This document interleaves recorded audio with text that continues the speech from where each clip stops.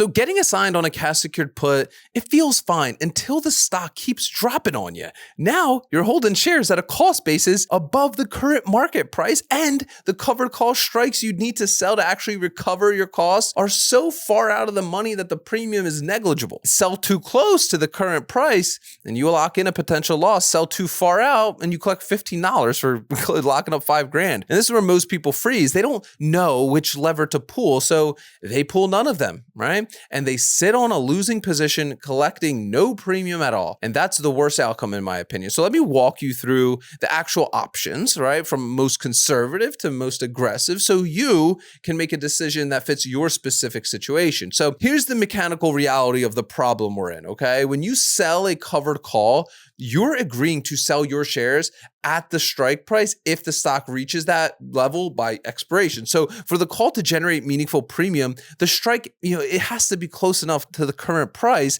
that there's real probability that the stock gets there, right? That's where the value comes from in the options pricing model, right? If your cost base is $50 and the stock is now trading at $35, selling a covered call at $50, like your break even, generates like literally no premium at all. The market is essentially saying the probability this stock covers $15 in 30 days is very low. So we're not paying much for that right to buy. So your choices then are sell calls below your cost basis and accept a realized loss if you get assigned, sell calls at a longer duration to capture more premium at a higher price, or use a combination approach that generates income now while preserving your upside potential. Each of these involves, a different trade-off, all right? And the right one totally depends on why the stock dropped and what you actually believe in about the business still, okay? So before picking the strategy, you got to answer this question, right? And this one comes first. Has anything changed about the fundamentals of the business?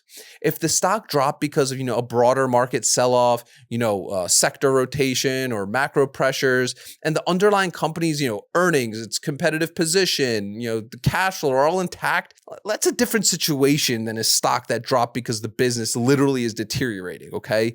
So in the first case, patience and a disciplined covered call selling, can work through that position. In the second case, no option strategy fixes a broken investment, in my opinion, all right? You need to evaluate whether, holding that position makes sense at all before you really optimize how you're going to collect, premiums on it, okay? So assuming the business is still sound, right? The framework I use is this. I prioritize cost basis reduction over break-even recovery. Your goal isn't to immediately get back to $50. Your goal is to collect enough premium over enough cycles that your effective cost basis drops to a level where you can sell calls at or above it. Think of it in terms of progress, not a single trade recovery. Right? That's not necessarily possible. So option one, sell at the money or near the money calls, right? This is the lowest risk and, accept the exit potential. And it's the most straightforward approach and the one that really generates the most premium up front. If the stock is at 35 and you sell a, 30 to 45 DT call at 35 or 36 strike, you collect meaningful premium, potentially $150 to $250, depending on volatility. If the stock gets called away at 35, you realize a loss relative to your $50 cost basis, but you've also collected all the premium from your put sale and this call sale, which reduces your actual loss. The people who hate this approach focus on the realized loss number, without accounting for the full premium history of the actual position, right? If you collected, let's say $300 when you sold that put and another $200 on the covered call, your effective loss on a $50 cost basis stock that gets called away is like 35 is $10 a share, not 15. This approach makes sense when you've reassessed the business and believe it's fairly valued at current levels, meaning you'd be okay exiting it. If you think the stock is genuinely worth more than $35, this approach potentially leaves recovery upside on the table. So let's talk about option two, selling out of the money calls at a longer duration. This is more of a moderate approach, right? Instead of capping the upside at current price, you sell a call 45 to 90 days out at a strike somewhere between your current price and your cost basis. Save $40 to $45 on a $35 stock with a $50 cost basis. The premium will be lower than an at the money call, but you're giving the stock more room to hopefully recover before you get called away. If the stock recovers to 38 38 and you're assigned at 40, you capture some of that upside while still collecting the premium along the way. You may need 2 or 3 cycles of this to really meaningfully close the gap on your cost basis. But the risk here is this: if the stock continues to decline, you've collected obviously less premium than the at the money approach, and you're still sitting on the full loss. So this suits the investor who believes in the recovery thesis, but wants to still participate in it rather than exit now. Option 3, sell short dated near the money calls repeatedly, okay? This is the most, time intensive, but potentially effective approach for someone committed to holding through a full recovery in this situation. Instead of trying to sell one call that gets you most of the way back, you sell weekly or bi-weekly calls just out of the money, 30 to 50 cents above your current price, and collect smaller, more frequent premium. Each cycle, you're not getting called away because the stock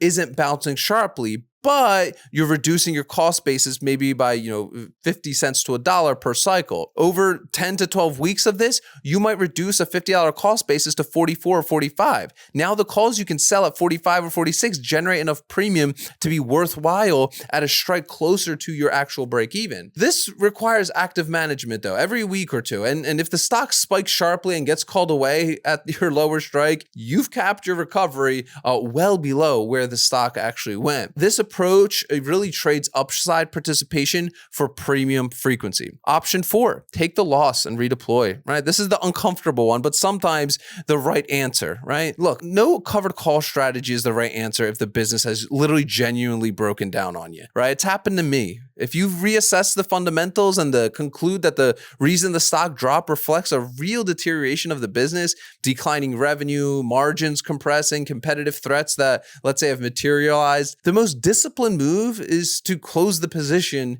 take the loss, and redeploy that capital into a better setup. The covered call premium you'd collect over the next several months does not justify staying in a position that, let's say, continues to decline. $2 monthly premium on a stock dropping $5 per month is not a recovery strategy. It's a slow bleed. And this isn't the answer people want to hear usually, but knowing when to close a position cleanly is as important as knowing how to manage it efficiently when you're holding on to it. So here's really the synthesis of all this. Being assigned below your cost basis is not a failure of the strategy. It's a built-in scenario that you should be pre-planned on for, before you even entered the trade. The question, what do I do if the stock drops 20% after I'm assigned, should be answered before you sell the put, not after the drop actually happens. The 4 approaches that we talked about here exist on a spectrum, right? At the money calls give you the most premium now and the fastest exit. Longer duration out of the money calls, give you a recovery participation at a lower, immediate income. Repeated short dated calls maximize your premium accumulation if you believe in a slower recovery.